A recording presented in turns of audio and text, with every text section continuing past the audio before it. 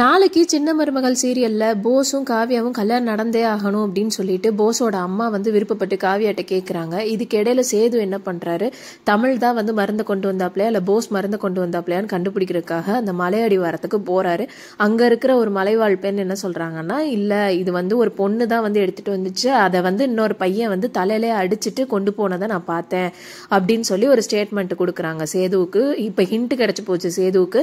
1 கோடி ரூபாய் கொடுக்க விடாம பண்ணணுங்கிறது தான் சேதுவோட தாட்டே. போஸுக்கு அவங்க அப்பா கொடுத்துடக்கூடாதுன்னு.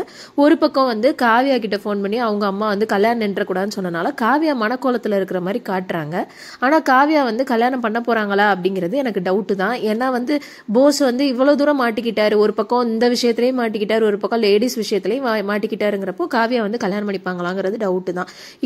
இதோட நாளைக்கு எபிசோடோட ப்ரோமோவும் முடிச்சிருக்காங்க. என்ன நடக்குதுன்னு இந்த வாரம் பார்க்கலாம். Stay connected with me.